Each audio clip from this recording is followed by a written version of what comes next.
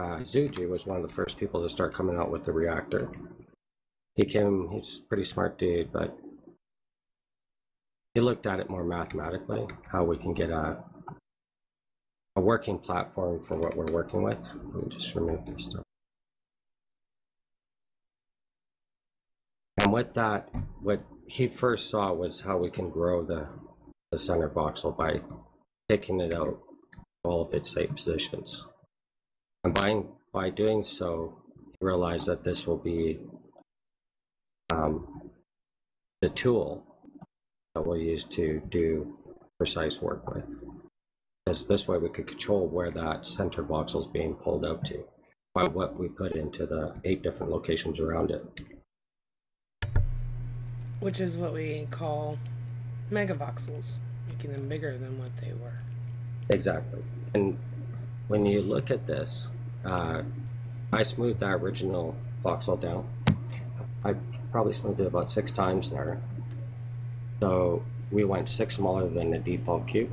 This mega that we just stretched with that smaller cube now makes one that is 6 times bigger compared with the smoothing tool to the original default. So we're getting like the scale starting, where your cube is the center of that scale.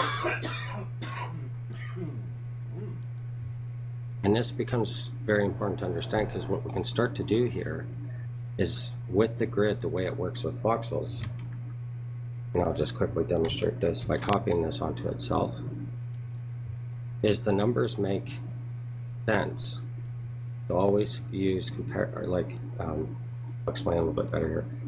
But what we want to do is always have the 2 voxels, when they're beside each other, add up equal to 2 voxel spaces.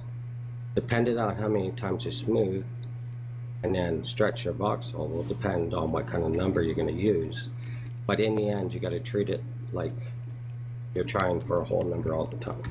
And you can see here, as I place this reactor with that large cube in it, the pieces are fitting perfectly with each other. Whereas if I just take the single row of these smaller voxels,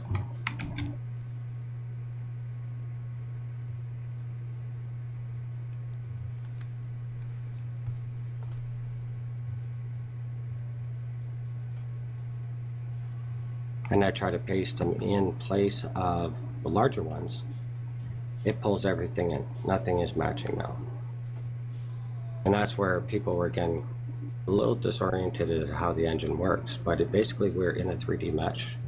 And as long as you're treating the mesh equally as you work, you're not going to have problems with shapes that are undesirable for what you're doing.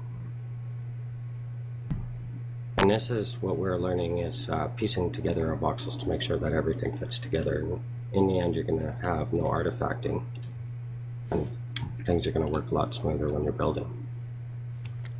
And building furniture on floor, this really helps because you can match up your legs to a floor size to alleviate any kind of artifacting.